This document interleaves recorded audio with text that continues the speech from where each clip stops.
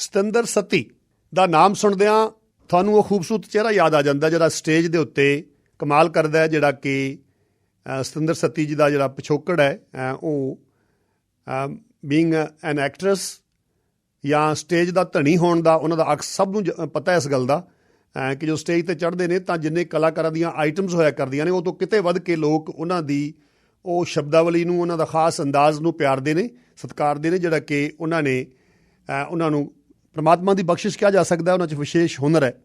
ਲੇਕਿਨ ਸਤਿੰਦਰ ਸੱਤੀ ਹੋਣੀ ਇਸ ਵੇਲੇ ਨਾ ਕੇਵਲ ਕੈਨੇਡਾ ਬਲਕਿ ਵਿਸ਼ਵ ਭਰ ਦੇ ਵਿੱਚ ਉਹਨਾਂ ਨੇ ਸੁਰਖੀਆਂ ਬਟੋਰੀਆਂ ਨੇ। ਉਹਨਾਂ ਨੇ ਕੈਨੇਡੀਅਨ ਲਾਅ ਪਾਸ ਕਰ ਲਈ ਹੈ, ਕੈਨੇਡੀਅਨ ਵਕੀਲ ਬਣ ਗਏ ਨੇ, ਬੈਰਿਸਟਰ ਬਣ ਗਏ ਨੇ ਸਤਿੰਦਰ ਸੱਤੀ ਹੋਣੀ। ਦਰਅਸਲ ਮੈਂ ਸਵੇਰੇ ਜਦੋਂ ਨਿਗਾਹ ਮਾਰੀ ਮੈਨੂੰ ਲੱਗਿਆ ਕਿ ਕੋਈ ਸ਼ਾਇਦ ਫਿਲਮ ਦਾ, ਕਿਉਂਕਿ ਫਿਲਮਾਂ 'ਚ ਵੀ ਉਹਨਾਂ ਨੇ ਐਕਟਿੰਗ ਕੀਤੀ ਹੈ, ਟੀ ਵੀ ਦੇ ਉੱਤੇ ਵੀ ਉਹ ਮੇਰੇ ਖਿਆਲ ਬਹੁਤ ਸਾਰੇ ਡਰਾਮਿਆਂ 'ਚ ਭਾਗ ਲੈ ਚੁੱਕੇ ਨੇ, ਅਤੇ ਮੈਨੂੰ ਲੱਗਿਆ ਕਿ ਕਿਸੇ ਡਰਾਮੇ ਦਾ ਸ਼ੂਟ ਲੱਗਦਾ। ਲੇਕਿਨ ਬਾਅਦ ਵਿੱਚ ਜਦੋਂ ਥੋੜ੍ਹੀ ਜਿਹੀ ਫਰੋਫਾਲੀ ਕੀਤੀ ਤਾਂ ਲੱਗਿਆ ਪਤਾ ਕਿ ਨੋ ਉਹ ਬਕਾਇਦਾ ਕੈਨੇਡੀਅਨ ਵਕੀਲ ਬਣ ਚੁੱਕੇ ਨੇ। ਅਤੇ ਮੈਂ ਬੇਨਤੀ ਕੀਤੀ ਹੈ ਉਹਨਾਂ ਨੂੰ, ਸੰਪਰਕ ਸਾਡਾ ਹੋ ਗਿਆ ਇਸ ਵੇਲੇ ਉਹ ਅਲਬਰਟਾ 'ਚ ਨੇ, ਅਲਬਰਟਾ ਦੇ ਵਿੱਚ ਹੀ ਉਹ ਰਜਿਸਟਰ ਹੋਏ ਨੇ, ਉੱਥੇ ਹੀ ਸਹੁੰ ਚੁੱਕੀ ਹੈ ਉਹਨਾਂ ਨੇ। ਸੋ ਉਹਨਾਂ ਤੋਂ ਪੁੱਛਦੇ ਹਾਂ ਕਿ ਇਹ ਕਮਾਲ ਦਾ ਜਿਹੜਾ ਉਹਨਾਂ ਨੇ ਕੰਮ ਕੀਤਾ ਹੈਗਾ, ਇਹਦੇ ਪਿੱਛੇ ਕਿੰਨੀ ਕੁ ਘਾਲ ਕਮਾਈ ਹੈ। ਸੱਤੀ ਜੀ ਸਤਿ ਸ਼੍ਰੀ ਅਕਾਲ, ਵੈਲਕਮ ਜੀ, ਜੀਆਂ ਨੂੰ। ਸਤਿ ਸ਼੍ਰੀ ਅਕਾਲ ਭਾਜੀ, ਬਹੁਤ ਬਹੁਤ ਧੰਨਵਾਦ ਹਮੇਸ਼ਾ ਹੀ ਇੰਨਾ ਮਾਣ ਦੇਣ ਦੇ। ਸਤਿੰਦਰ ਸੱਤੀ ਜੀ, ਸੱਚੀ ਗੱਲ ਹੈ ਕਿ ਆਮ ਇੰਪਰੈਸਡ, ਟੋਟਲੀ ਇੰਪਰੈਸ ਕਿ ਇਹ ਆਮ ਜਿਹੜਾ ਬੰਦਾ ਇੱਕ ਪਾਸੇ ਕੋ ਮਸ਼ਹੂਰ ਹੋ ਜੇ, ਕਿਸੇ ਪਾਸੇ ਉਹਦਾ ਨਾਮ ਚੱਲ ਨਿਕਲੇ ਤਾਂ ਫਿਰ ਤੁਹਾਨੂੰ ਆਲਾ ਦੁਆਲਾ ਦੀਂਦਾ ਨਹੀਂ ਹੈ ਬਾਹਲਾ।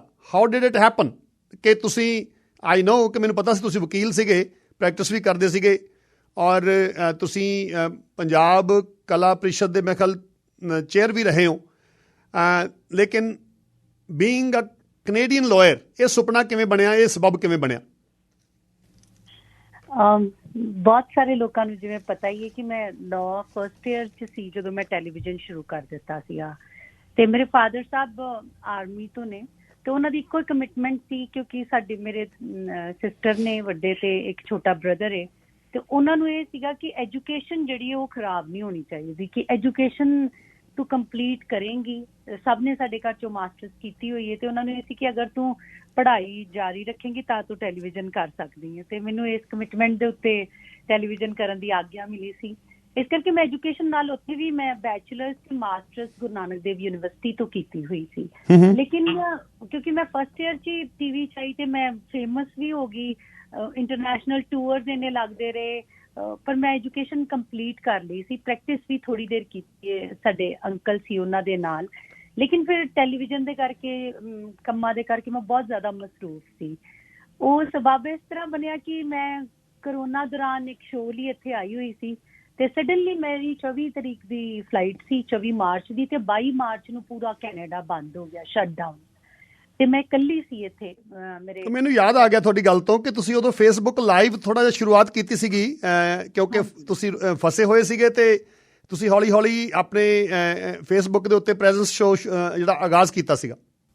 ਹਾਂਜੀ, ਬਿਲਕੁਲ ਠੀਕ ਕਿਹਾ ਤੁਸੀਂ। ਉਦੋਂ ਮੈਂ ਲਾਈਵ ਆਉਣਾ, ਵੀਡੀਓਜ਼ ਕੈਨੇਡਾ ਤੋਂ ਪਾਉਣੀਆਂ ਸ਼ੁਰੂ ਕੀਤੀਆਂ ਸੀਗੀਆਂ, ਔਰ ਉਸੇ ਦੌਰਾਨ ਮੇਰੇ ਕਿਉਂਕਿ ਬਹੁਤ ਸਾਰੇ ਕਲਾਸਮੇਟਸ ਜਿਹੜੇ ਨੇ ਉਹ ਕੈਨੇਡਾ 'ਚ ਲਾਇਰ ਨੇ, ਕਿਉਂਕਿ ਮੇਰੇ ਨਾਲ ਜਿਹੜੇ ਲਾਅ ਦੇ ਸਟੂਡੈਂਟ ਸੀ ਉਹਨਾਂ 'ਚੋਂ ਮੇਰੀ ਇੱਕ ਫਰੈਂਡ ਹੈ ਸ਼ਵੇਤਾ, ਉਹਦੇ ਨਾਲ ਮੇਰਾ ਬੜਾ ਪਿਆਰ ਹੈ ਟੋਰਾਂਟੋ ਤੋਂ। ਉਹਨੇ ਮੈਨੂੰ ਕਿਹਾ ਕਿ ਤੂੰ ਉਨੀ ਦੇਰ ਮਤਲਬ ਲਾਅ ਹੀ ਕਰ ਲੈ, ਹੈ ਨਾ, ਅਪਗ੍ਰੇਡ ਕਰ ਲੈ। ਮੈਂ ਕਿਹਾ ਹਾਂ, ਇਹ ਅੱਛਾ ਆਈਡੀਆ, ਕਿਉਂਕਿ ਮੈਂ ਕਦੀ ਜ਼ਿੰਦਗੀ 'ਚ ਇੰਨੀ ਵਿਹਲੀ ਕਦੀ ਵੀ ਨਹੀਂ ਰਹੀ ਆ। ਮੈਂ ਆਪਣੇ ਆਪ ਨੂੰ ਹਮੇਸ਼ਾ ਹੀ ਕੁਛ ਨਾ ਕੁਛ ਕ੍ਰੀਏਟਿਵ ਕੰਮਾਂ ਦੇ ਵਿੱਚ ਰੱਖਿਆ ਇਨਵੋਲਵ। ਅਤੇ ਉਹਦੇ ਵਿੱਚ ਮੈਂ ਜਦੋਂ ਮੈਂ ਪੜ੍ਹਨਾ ਸ਼ੁਰੂ ਕੀਤਾ ਅਤੇ ਥੋੜ੍ਹੇ ਦਿਨ ਤਾਂ ਪਹਿਲਾਂ ਸਮਝ ਹੀ ਨਹੀਂ ਆਈ, ਲੇਕਿਨ ਫਿਰ ਹੌਲੀ ਹੌਲੀ ਜਦੋਂ ਮੈਂ ਪੜ੍ਹਾਈ ਸ਼ੁਰੂ ਕੀਤੀ ਅਤੇ ਮੈਨੂੰ ਬੜਾ ਇੰਟਰਸਟ ਆਇਆ, ਕਿਉਂਕਿ ਇੱਕ ਗੱਲ ਮੈਨੂੰ ਜੋ ਬੜੀ ਖੂਬਸੂਰਤ ਲੱਗੀ ਕੈਨੇਡੀਅਨ ਲਾਅ ਦੀ, ਕਿ ਇਹਨਾਂ ਦਾ ਐਜੂਕੇਸ਼ਨ ਦਾ ਸਟਰਕਚਰ ਇੰਨਾ ਖੂਬਸੂਰਤ ਹੈ।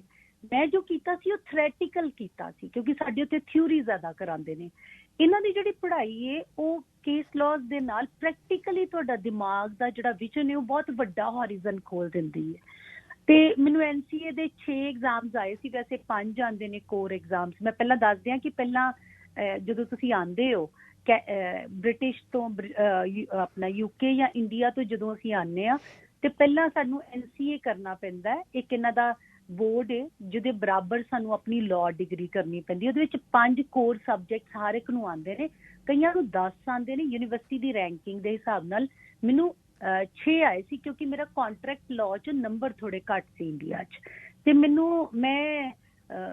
ਲੋਕ ਕਿਉਂਕਿ ਇੱਥੇ ਕੰਮ ਕਰਦੇ ਨੇ ਤੇ ਕਾਫੀ ਟਾਈਮ ਲਗਾਉਂਦੇ ਨੇ, 2-2 3-3 ਮਹੀਨਿਆਂ ਪਿੱਛੋਂ ਇੱਕ ਪੇਪਰ ਕਰਦੇ ਨੇ। ਤੇ ਮੈਂ ਕਿਉਂਕਿ ਕੁਛ ਨਹੀਂ ਕਰ ਰਹੀ ਸੀ ਤੇ ਮੈਂ ਲਗਾਤਾਰ ਐਗਜ਼ਾਮ ਜਿਹੜੇ ਨੇ ਉਹ 5-6ਵੇਂ ਪੇਪਰ ਜਿਹੜੇ ਨੇ ਮੈਂ 4-5 ਮਹੀਨਿਆਂ ਦੇ ਵਿੱਚ ਕੰਪਲੀਟ ਕਰ ਦਿੱਤੇ ਸੀਗੇ। ਉਸ ਤੋਂ ਬਾਅਦ ਫਿਰ ਬੈਰਿਸਟਰ ਤੇ ਸੋਲੀਸਿਟਰ ਜਦੋਂ ਤੁਸੀਂ ਉਹ ਕਰ ਲੈਂਦੇ ਹੋ, ਕਹਿੰਦੇ ਵੀ ਸਾਡੇ ਵੱਲੋਂ NCA ਕਲੀਅਰ ਹੈ ਤੇ ਤੁਸੀਂ ਬੈਰਿਸਟਰ ਐਂਡ ਸੋਲੀਸਿਟਰ ਕਰਦੇ ਹੋ। ਤੇ ਮੈਨੂੰ ਮਾਂਗੜ ਸਾਹਿਬ ਨੇ, ਜਸਵੰਤ ਮਾਂਗੜ ਜੀ ਬੜੇ ਇਮੀਗ੍ਰੇਸ਼ਨ ਦੇ ਬੜੇ ਪ੍ਰੋਮੀਨੈਂਟ ਲਾਇਰ ਨੇ, ਉਹਨਾਂ ਨੇ ਮੈਨੂੰ ਕਿਹਾ ਕਿ ਕਿਉਂਕਿ ਮੈਂ ਉਹਨਾਂ ਨੂੰ ਮਿਲਦੀ ਹੁੰਦੀ ਸੀਗੀ ਆਪਣੀ PR ਦੇ ਸਿਲਸਿਲੇ 'ਚ, ਤੇ ਮੈਨੂੰ ਉਹ ਬੜੇ ਇੰਸਪੀਰੇਸ਼ਨਲ ਲੱਗਦੇ ਸੀ, ਇੰਨੇ ਲਰਨਡ ਔਰ ਇੰਨੇ well educated well red lawyer. ਤੇ ਮੈਨੂੰ ਲੱਗਦਾ ਸੀਗਾ ਕਿ ਕਿੰਨੇ ਅੱਛੇ ਵਕੀਲ ਨੇ, ਇਨ ਡੈਪਥ ਵਕੀਲ ਨੇ। ਤੇ ਉਹਨਾਂ ਨੇ ਮੈਨੂੰ ਕਿਹਾ ਕਿ ਤੂੰ ਅੰਟੈਰੀਓ ਬਾਰ ਕਰਨ ਦੀ ਬਜਾਏ ਜਾਂ BC, ਜਿਹੜਾ ਐਲਬਰਟਾ ਦਾ ਐਜੂਕੇਸ਼ਨ ਜਿਹੜਾ ਲਾਅ ਹੈ, ਲਾਅ ਸਕੂਲ ਦਾ ਜਿਹੜਾ ਸਟਰਕਚਰ ਹੈ ਉਹ ਪ੍ਰੈਕਟੀਕਲੀ ਕਰਾਉਂਦੇ ਨੇ। ਇੱਥੇ ਕੇਸ ਲਾਅ ਦਿੰਦੇ ਨੇ ਤੇ ਤੁਹਾਨੂੰ ਸਿਖਾਉਂਦੇ ਨੇ, ਉੱਥੇ ਆਬਜੈਕਟਿਵ ਟਾਈਪਸ ਹੁੰਦੇ ਨੇ, ਇੱਕ ਥੋੜਾ ਜਿਆਦਾ ਡਿਫਰੈਂਸ ਸੀਗਾ। ਉਹ ਕਹਿੰਦੇ ਵਨ ਆਫ ਦੇ ਜਿਹੜੇ ਅਮੰਗ ਟੌਪ 3-4 ਲਾਅ ਸਕੂਲਸ ਨੇ ਉਹਨਾਂ ਦੇ ਵਿੱਚੋਂ ਕਰ ਲਿਆ। ਮੈਂ ਕਿਹਾ ਜੀ ਠੀਕ ਹੈ। ਮੈਂ ਉਹਨਾਂ ਦਾ, ਕਿਉਂਕਿ ਮੈਂ ਉਹਨਾਂ ਨੂੰ ਮੰਨ ਰਹੀ ਸੀ, ਉਹਨਾਂ ਨੇ ਮੇਰੇ ਤੋਂ ਪਹਿਲਾਂ, ਉਹਨਾਂ ਨੇ ਵੀ ਇੱਥੋਂ ਹੀ ਪਾਸ ਕੀਤਾ ਸੀ, ਤੇ ਮੇਰੀ ਉਹਦੇ ਲਈ ਇੱਕ ਫਿਰ ਦੁਬਾਰਾ ਤੋਂ ਇੱਕ ਰਿਕਮੈਂਡੇਸ਼ਨ ਜਾਂਦੀ ਹੈ, ਕਿਉਂਕਿ ਇੱਕ ਸਾਲ ਦਾ ਕੋਰਸ ਸੀ ਤੇ ਇੱਕ 5 ਮਹੀਨਿਆਂ ਦਾ ਸੀ। ਮੈਨੂੰ ਕਾਹਲੀ ਸੀਗੀ, ਮੈਂ ਫਿਰ 5 ਮਹੀਨੇ ਵਾਲਾ ਕੋਰਸ ਕੀਤਾ ਤੇ ਉਹ ਮੇਰਾ ਕਲੀਅਰ ਹੋ ਗਿਆ। ਬੜਾ ਇੰਟੈਂਸ ਇਹ ਸੀਗਾ। ਪਰ ਇਹ ਸਾਰੇ ਦੌਰਾਨ ਨਾ ਰਵਾਨਾ ਸਾਹਿਬ, ਇੱਕ ਗੱਲ ਮੈਨੂੰ ਬੜੀ ਅੱਛੀ ਲੱਗੀ ਇਸ ਕੰਟਰੀ ਦੀ, ਕਿ ਇੱਥੇ ਐਜੂਕੇਸ਼ਨ ਵੀ ਜਿਹੜੀ ਤੁਹਾਨੂੰ ਦਿੰਦੇ ਨੇ ਉਹ ਇੰਨੀ ਰਿਫਾਈਨਡ, ਇੰਨੀ ਉਹਨਾਂ ਦੀ ਵਿਜ਼ਨਰੀ ਐਜੂਕੇਸ਼ਨ ਹੈ ਕਿ ਉਹ ਇਹ ਵੀ ਦੇਖਦੇ ਨੇ ਕਿ ਤੁਸੀਂ ਕਿਧਰੇ ਬਾਇਸਡ ਤੇ ਨਹੀਂ, ਜੈਂਡਰ ਬਾਇਸ ਤੇ ਨਹੀਂ, ਕਲਰ ਬਾਇਸਡ ਤੇ ਨਹੀਂ, ਕਿਧਰੇ ਤੁਸੀਂ ਮਤਲਬ ਛੋਟੀਆਂ ਚੀਜ਼ਾਂ ਸਨ। ਜਿਸ ਤਰ੍ਹਾਂ ਉਹ ਸਾਨੂੰ ਉਹਨਾਂ ਨੇ ਡਿਜੀਟਲ ਪੈਸੇ ਦਿੰਦੇ ਨੇ, ਉਹਦੇ ਵਿੱਚ ਇੱਕ ਸਾਡੀ ਪ੍ਰੈਕਟੀਕਲ ਟ੍ਰੇਨਿੰਗ ਹੁੰਦੀ ਹੈ, ਥੋੜੇ ਦਿਨ ਦੀ ਵਰਕਸ਼ਾਪ ਹੁੰਦੀ ਹੈ, ਤੇ ਉਹ ਕਹਿੰਦੇ ਨੇ ਕਿ ਤੁਸੀਂ ਕੁਝ ਵੀ ਖਰੀਦ ਸਕਦੇ ਹੋ। ਯਾਨੀ ਕਿ ਤੁਸੀਂ ਆਪਣੇ ਸਪਾਊਸ ਲਈ ਲਾਈਫ ਇੰਸ਼ੋਰੈਂਸ, ਆਪਣੇ ਬੱਚਿਆਂ ਲਈ ਵੈਕੇਸ਼ਨ, ਆਪਣੇ ਲਈ ਵੈਕੇਸ਼ਨ ਜਾਂ ਆਪਣੀ ਵਿਆਹ ਦੀ ਪਲੈਨਿੰਗ, ਇਸ ਤਰ੍ਹਾਂ ਦੇ ਕੰਮ ਕਰ ਸਕਦੇ ਹੋ। ਹੁਣ ਅਸੀਂ ਕਿਉਂਕਿ ਉਸ ਕਲਚਰ ਤੋਂ ਆ, ਤੇ ਮੈਂ ਇਕੱਲੀ ਸੀਗੀ ਇੱਕ ਸਟੂਡੈਂਟ, ਤੇ ਮੇਰੇ ਨਾਲ ਉਸ ਵਰਕਸ਼ਾਪ ਦੇ ਵਿੱਚ ਇੱਕ ਪਾਕਿਸਤਾਨੀ, ਅਸੀਂ ਬਸ ਬਾਕੀ ਸਾਰੇ ਲਾਅ ਸਟੂਡੈਂਟ ਸੀਗੇ, ਇੱਥੋਂ ਦੇ ਗੋਰੇ ਸੀਗੇ। ਤੇ ਮੈਂ ਤੇ ਉਹਨੇ ਅਸੀਂ ਲਿੱਤਾ ਸਪਾਊਸ ਇੰਸ਼ੋਰੈਂਸ ਤੇ ਵਿਆਹ ਦੀ ਪਲੈਨਿੰਗ, ਬਾਕੀਆਂ ਨੇ ਲਿੱਤਾ ਵੈਕੇਸ਼ਨਸ ਐਂਡ ਆਲ ਦੈਟ। ਫਿਰ ਉਹਨਾਂ ਨੇ ਉਸ ਤੋਂ ਬਾਅਦ ਸਾਨੂੰ ਇੱਕ ਘੰਟਾ ਲਗਾਇਆ ਕਿ when you are doing this and under the pressure of being lawyer, ਜਦੋਂ ਤੁਸੀਂ ਲਾਇਰ ਬਣਨਾ ਤੇ ਇਹ ਬੜਾ ਇੰਟੈਂਸ ਪ੍ਰੋਫੈਸ਼ਨ ਹੈ ਨਾ, ਬੜੀ ਲਾਇਬਿਲਿਟੀਜ਼ ਨੇ ਲਾਅ ਸੁਸਾਇਟੀਜ਼ ਦੀਆਂ। ਤੇ ਉਹਨਾਂ ਨੇ ਫਿਰ ਸਾਨੂੰ ਬੜੀ ਅੱਛੇ ਤਰੀਕੇ ਨਾਲ ਦੱਸਿਆ ਕਿ ਤੁਸੀਂ ਉਹ ਮਤਲਬ ਤੁਹਾਡੇ ਕਲਚਰ ਦੇ ਵਿੱਚ ਇਸ ਤਰ੍ਹਾਂ, but you have to be open, you have to live for self growth ਤੇ ਗੱਲ ਕਰਦੇ ਨੇ ਉਹ, ਡਿਸਟਰੈਕਸ਼ਨ ਤੋਂ ਬੜਾ ਖੂਬਸੂਰਤ ਪ੍ਰੋਗਰਾਮ ਸੀ ਉਹਨਾਂ ਦਾ। ਕੱਲ ਮੈਂ ਆਪਣੀ ਓਥ ਸੈਰਾਮਨੀ 'ਚ ਵੀ ਕਿਹਾ, ਦੈਨ ਆਈ ਕਲੀਅਰਡ ਇਟ। ਉਸ ਤੋਂ ਬਾਅਦ ਉਹਦਾ ਲੰਬਾ ਪ੍ਰੋਸੈਸ ਇਹ ਹੈ ਕਿ 8 ਮਹੀਨੇ ਦੀ ਆਰਟੀਕਲਿੰਗ ਵੀ ਕਰਨੀ ਪੈਂਦੀ ਹੈ। ਹੁਣ ਮੇਰੇ ਲਈ ਆਰਟੀਕਲਿੰਗ ਕਰਨੀ ਬੜੀ ਟਫ, ਕਿਉਂਕਿ ਮੈਂ ਹੁਣ ਕਿਹਦੇ ਕੋਲ ਆਫਿਸ 'ਚ ਜਾ ਕੇ ਕੰਮ ਸਿੱਖਾਂ, ਮੇਰੇ ਲਈ ਬੜਾ ਚੈਲੰਜਿੰਗ ਸੀਗਾ। ਬਟ ਐਨੀ ਹਾਊ ਲਾਇਰ ਜੀ ਨੇ ਇੱਥੇ, ਗੁਰਪ੍ਰੀਤ ਸਿੰਘ ਔਲਖ, ਐਲਬਰਟਾ 'ਚ ਕਾਫੀ ਪ੍ਰੋਮੀਨੈਂਟ ਲਾਅ ਫਰਮ ਹੈ, ਤੇ ਉਹਨਾਂ ਨੂੰ ਮੈਂ ਕਿਸੇ ਦੇ ਜ਼ਰੀਏ ਫੋਨ ਕੀਤਾ, ਉਹ ਅੱਗੋਂ ਮੇਰੇ ਫੈਨ ਸਨ, ਉਹਨਾਂ ਨੇ ਬੜਾ ਹੀ ਮੇਰਾ ਆਨਰ ਕੀਤਾ। ਤੇ ਫਿਰ ਮੈਂ ਉਹਨਾਂ ਕੋਲ ਇਨ ਆਊਟ ਕਰਦੀ ਰਹੀ, ਬਟ ਉਹਨਾਂ ਦੇ ਕੋਲੋਂ ਮੈਂ ਲਾਅ ਪ੍ਰੈਕਟਿਸ ਜਿਹੜੀ ਉਹਨਾਂ ਨੇ ਮੈਨੂੰ ਬਹੁਤ ਵਧੀਆ ਤਰੀਕੇ ਦੇ ਨਾਲ, ਇਮੀਗ੍ਰੇਸ਼ਨ, ਫੈਮਿਲੀ ਲਾਅ, ਸਾਰੀਆਂ ਉਹਨਾਂ ਨੇ ਮੈਨੂੰ ਸਿਖਾਈਆਂ। ਤੇ ਫਿਰ ਫਾਈਨਲੀ ਇਹ ਇੰਨਾ ਲੰਬਾ ਪ੍ਰੋਸੈਸ, ਔਰ ਉਹਦੇ ਵਿੱਚ ਸਭ ਤੋਂ ਵੱਡੀ ਗੱਲ ਹੈ ਕਿ ਉਹਦੇ ਵਿੱਚ ਹੀ ਮੈਨੂੰ ਕਦੀ ਕਿਧਰੇ ਸ਼ੋਅ ਕਰਨ ਜਾਣਾ ਪੈਂਦਾ, ਕਦੀ US ਜਾਣਾ ਪੈਂਦਾ ਸੀ, ਕਿਧਰੇ ਇੰਡੀਆ ਜਾਣਾ ਪੈਂਦਾ ਸੀ, ਕਿਉਂਕਿ ਮੇਰੀਆਂ ਮੀਡੀਆ ਕਮਿਟਮੈਂਟ ਪਹਿਲਾਂ ਦੀਆਂ ਸੀ।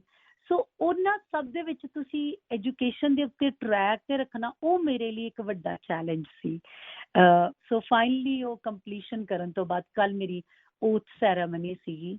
ਪਰ ਮੈਨੂੰ ਇੰਨਾ ਅੱਛਾ ਲੱਗਾ ਕਿਉਂਕਿ ਮੈਂ 2 ਲਾਅ ਗ੍ਰੈਜੂਏਸ਼ਨਸ ਕੀਤੀਆਂ ਨੇ, ਇੱਕ ਬੈਚਲਰਸ ਤੇ ਇੱਕ ਮਾਸਟਰਸ। ਬਹੁਤ ਸਾਰੇ GNDU ਦੇ ਗ੍ਰੈਜੂਏਟਸ ਦੇ ਇੱਥੇ ਵੀ ਆਲਰੇਡੀ ਪ੍ਰੈਕਟਿਸ ਕਰ ਰਹੇ ਨੇ। ਆਈ ਥਿੰਕ ਪੁਨੀਤ ਸੰਦਰ ਜੀ ਵੀ ਜਿਹੜੇ ਮੇਰੀ ਜੂਨੀਅਰ ਹਾਂਜੀ, ਇੱਥੇ ਤੋਂ ਸਮਾਜ ਦੇ ਵਿੱਚ ਵੀ ਉਹ ਬਹੁਤ ਸਿਰਕਰਦਾ ਇੱਕ ਵਕੀਲ ਨੇ, ਔਰ ਸਿਆਸਤ ਦੇ ਵਿੱਚ ਵੀ ਉਹਨਾਂ ਦਾ ਖਾਸਾ ਹੱਥ ਹੈ। ਸੋ ਮੈਂ ਇਫ ਆਮ ਨਾਟ ਰੋਂਗ ਸੱਤੀ ਜੀ, ਮੇਰੇ ਖਿਆਲ ਤੁਹਾਡਾ ਜਾਂ ਤਾਂ ਜਨਮ ਮੇਰੇ ਖਿਆਲ ਬਾਹਰਲਾ ਹੈਗਾ, ਜਾਂ ਤੁਸੀਂ ਵਿੱਚੋਂ ਗੇੜਾ ਕੱਢ ਕੇ ਆਏ ਸੀ ਸਿੰਗਾਪੁਰ ਜਾਂ ਉਹਨਾਂ ਮੁਲਕਾਂ ਦੇ ਵਿੱਚ। ਮੇਰੇ ਖਿਆਲ ਵੰਸ ਆਪਣੀ ਗੱਲਬਾਤ ਹੋਈ ਸੀ ਇੱਕ ਵਾਰ। ਨਹੀਂ, ਮੇਰਾ ਜਨਮ ਤੇ ਬਿਲਕੁਲ ਹੀ ਬਟਾਲੇ ਦਾ ਜੀ, ਬਿਲਕੁਲ ਹੀ ਅਸੀਂ ਪੇਂਡੂ ਬੰਦੇ ਆ। ਲੇਕਿਨ ਮੇਰੇ ਫਾਦਰ ਦੁਬਈ ਰਹੇ ਨੇ ਕਾਫੀ ਦੇਰ, ਸੋ ਅਸੀਂ ਉੱਥੇ ਇਨ ਐਂਡ ਆਊਟ ਕਰਦੇ ਰਹੇ ਹਾਂ। ਪੜ੍ਹਦੇ ਅਸੀਂ ਬਟਾਲੇ ਮੈਂ ਪੜ੍ਹੀ ਹਾਂ, ਔਰ ਮੇਰੀ ਐਜੂਕੇਸ਼ਨ ਵੀ ਸਾਰੀ ਉੱਥੋਂ ਦੀ ਪੰਜਾਬ ਦੀ ਹੈ, ਗੁਰੂ ਨਾਨਕ ਪਬਲਿਕ ਸਕੂਲ ਤੋਂ। ਉਸ ਤੋਂ ਬਾਅਦ ਫਿਰ ਗੁਰੂ ਨਾਨਕ ਦੇਵ ਯੂਨੀਵਰਸਿਟੀ ਤੋਂ, DAV ਚੋਂ ਗ੍ਰੈਜੂਏਸ਼ਨ ਹੈ ਮੇਰੀ। ਸੋ ਮਤਲਬ ਮੇਰੇ ਕਹਿਣ ਦਾ ਮਤਲਬ ਇਹ ਹੈ ਕਿ ਤੇ ਹੁਣ ਫਿਰ ਸਤਿੰਦਰ ਸੱਤੀ ਜੀ ਪੱਕੇ ਤੌਰ ਤੇ ਕੈਨੇਡੀਅਨ ਵਕੀਲ ਬਣ ਕੇ ਇੱਥੇ ਹੁਣ ਰੈਸਟ ਆਫ ਦਾ ਜਿਹੜਾ ਆਉਣ ਵਾਲੇ ਚੈਲੰਜਸ ਨਾਲ ਡੀਲ ਕਰਨਗੇ। ਹੁਣ ਇਹ ਧੁਰਾ ਹੋਏਗਾ, ਇੱਥੋਂ ਜਿੱਧਰ ਨੂੰ ਮਰਜ਼ੀ ਉਡਾਰੀ ਭਰੋ, ਪਰ ਤੁਸੀਂ ਅਲਬਰਟਾ 'ਚ ਹੋਵੋਗੇ ਫਿਲਹਾਲ ਟੂ ਬਿਗਿਨ ਵਿਦ। ਹਾਂ, ਮੈਨੂੰ ਲੱਗਦਾ ਕਿ everything is meant for some purpose. ਤੇ ਮਤਲਬ ਮੇਰਾ ਇੱਥੋਂ ਕਰੋਨਾ ਦੌਰਾਨ ਇਹ ਲਾਅ ਕਰਨਾ 20 ਸਾਲ ਬਾਅਦ ਦੁਬਾਰਾ ਮੈਂ ਸ਼ੁਰੂ ਕੀਤਾ ਆਪਣੀ ਐਜੂਕੇਸ਼ਨ ਨੂੰ। ਵੈਸੇ ਤੁਹਾਨੂੰ ਤੁਸੀਂ ਦੁਨੀਆ ਘੁੰਮੀ ਹੋਈ ਹੈ, ਪਰ ਦੱਸ ਦਈਏ ਕਿ BC is beautiful. I'm just exploring every moment. Let's see ਕਿ ਮੇਰਾ ਦਾਣਾ ਪਾਣੀ ਕਿੱਥੇ ਲਿਖਿਆ ਹੋਇਆ।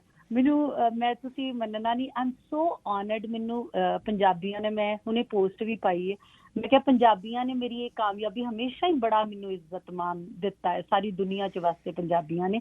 ਲੇਕਿਨ ਮੇਰੀ ਇਸ ਕਾਮਯਾਬੀ ਨੂੰ ਉਹਨਾਂ ਨੇ ਜਸ਼ਨ ਦੇ ਰੂਪ 'ਚ ਮਨਾਇਆ ਹੈ। ਮੈਂ ਤੇ ਕਿਉਂਕਿ ਆਮ ਇੱਕ ਪਰਸੈਪਸ਼ਨ ਬਣ ਜਾਂਦੀ ਹੈ ਕਿ ਜਿਹੜਾ ਸਟੇਜ ਤੇ ਜ਼ਿਆਦਾ ਕਾਮਯਾਬ ਹੋ ਗਿਆ, ਗੱਲਾਂ ਬਾਤਾਂ ਜ਼ਿਆਦਾ ਮਾਰਨ ਲੱਗ ਪਿਆ, ਸ਼ਾਇਦ ਐਕੈਡਮਿਕਲੀ ਉਹ ਹੁਣ ਇਸ ਚੈਲੰਜ ਨੂੰ ਸਵੀਕਾਰ ਨਹੀਂ ਕਰੇਗਾ। ਸਰਟਨਲੀ ਤੁਹਾਡੀ ਇਸ ਪ੍ਰਾਪਤੀ ਦੇ ਨਾਲ ਬਹੁਤ ਸਾਰੇ ਲੋਕ ਹੈਰਾਨ ਵੀ ਹੋਏ ਨੇ, ਔਰ ਉਹ ਤੁਹਾਨੂੰ ਅੱਗੇ ਨਾਲੋਂ ਵੀ ਵੱਧ ਪਿਆਰ ਕਰਨਗੇ। ਮੈਨੂੰ ਇਹ ਵੀ ਲੱਗਦਾ ਹੈ ਕਿ ਸ਼ਾਇਦ ਨਾ ਜੋ ਮੈਂ ਵੈਲਿਊ ਕੀਤਾ ਹੈ ਕਿ ਜਿਹੜਾ ਐਜੂਕੇਸ਼ਨ ਹੈ, ਜਿਹੜਾ ਇਲਮ ਦਾ ਰੁਤਬਾ ਹੈ ਨਾ, ਉਹ ਸਾਰੇ ਰੁਤਬਿਆਂ ਤੋਂ ਉੱਪਰ ਹੈ। ਇਸੇ ਕਰਕੇ ਜਿੰਨੇ ਵੀ ਤੁਸੀਂ ਦੇਖੋ ਸੰਤ ਫਕੀਰ ਹੋਏ ਨੇ, ਵੈਲ ਰੈਡ ਹੋਏ ਨੇ, ਜਿੰਨੇ ਮਤਲਬ ਸੁਕਰਾਤ ਤੋਂ ਲੈ ਕੇ ਤੁਸੀਂ ਜਿੰਨੇ ਵੀ ਇੰਟੈਲੈਕਚੁਅਲ ਦੇਖੋਗੇ, ਰੂਮੀ ਤੱਕ, ਤੇ ਐਜੂਕੇਸ਼ਨ ਨੂੰ, ਪੜ੍ਹਾਈ ਨੂੰ, ਕ੍ਰੀਏਟਿਵ ਚੀਜ਼ਾਂ ਨੂੰ ਬੜੀ ਲੋਕਾਂ ਨੇ ਇੱਜ਼ਤ ਦਿੱਤੀ ਹੈ। ਮਤਲਬ ਮੈਨੂੰ ਆਪਣੀ ਕੱਲ ਵਾਲੀ, ਮੈਂ ਤੇ ਪੋਸਟ ਨਹੀਂ ਸੀ ਪਾਈ, ਮੈਂ ਤੇ ਸੌ ਗਈ ਸਵੇਰੇ ਉੱਠ ਕੇ, ਮੈਂ ਦੇਖਿਆ ਧੜਾ ਧੜ ਸਾਰੇ ਪਾਸੇ ਫੋਨ ਤੇ ਫੋਨ ਵੱਜ ਰਹੇ ਸੀ, ਤੇ ਮੈਨੂੰ ਇੰਨੀ ਖੁਸ਼ੀ ਹੋਈ ਕਿ ਪੰਜਾਬੀਆਂ ਨੇ ਇਹ ਵੇਖਿਆ ਕਿ ਦੇਖੋ ਐਜੂਕੇਸ਼ਨ ਅਜੇ ਵੀ ਸਾਡੇ ਮਾਸ਼ਰੇ ਦੇ ਵਿੱਚ ਕਿੱਡਾ ਵੱਡਾ ਥਾਂ ਰੱਖਦੀ ਹੈ। ਔਰ ਮੈਨੂੰ ਬਹੁਤੇ ਜ਼ਿਆਦਾ ਫੋਨ ਨਾ ਪੂਰੀ ਦੁਨੀਆ ਦੇ ਵਿੱਚੋਂ ਬੜੀਆਂ ਤਾਕਤਵਰ ਔਰਤਾਂ, ਜਿਹੜੀਆਂ ਅਕੰਪਲਿਸ਼ਡ ਔਰਤਾਂ ਨੇ, ਕੋਈ ਚੇਅਰਪਰਸਨ ਹੈ, ਕੋਈ ਸੈਂਟਰ ਮਿਨਿਸਟਰ ਹੈ, ਕੋਈ ਮਤਲਬ ਲਾਅ ਮਿਨਿਸਟਰ ਹੈ, ਬੜੇ ਸਾਰੇ ਪੂਰੇ ਵਰਲਡ ਚੋਂ, ਕੋਈ NGO ਮਤਲਬ ਟੌਪ ਮੋਸਟ US, ਮੈਨੂੰ ਉਹਨਾਂ ਔਰਤਾਂ ਨੇ ਮੁਬਾਰਕਬਾਦ ਦਿੱਤੀ। ਮੈਨੂੰ ਇਸ ਗੱਲ ਦੀ ਇੰਨੀ ਖੁਸ਼ੀ ਹੋਈ ਕਿ ਸਮਾਜ ਇੱਕ ਉਸ ਦਿਸ਼ਾ ਵੱਲ ਜਾ ਰਿਹਾ ਹੈ ਜਿੱਥੇ ਅਸੀਂ ਆਪਣੀਆਂ ਕੁੜੀਆਂ ਨੂੰ, ਆਪਣੀਆਂ ਉਹਨਾਂ ਦੇ ਲਈ ਇੱਕ ਇੰਸਪੀਰੇਸ਼ਨ ਹੈ ਕਿ ਤੁਸੀਂ, ਤੁਹਾਡੀ ਉਮਰ ਨਾਲ ਕੋਈ ਤਾਲੁਕ ਨਹੀਂ ਹੈ, ਤੁਸੀਂ ਆਪਣੇ ਸੁਪਨੇ ਜਦੋਂ ਵੀ ਲਵੋ, ਤੁਸੀਂ every time is the right time to begin your life, because we have only one life, ਇੱਕੋ ਹੀ ਜ਼ਿੰਦਗੀ ਹੈ।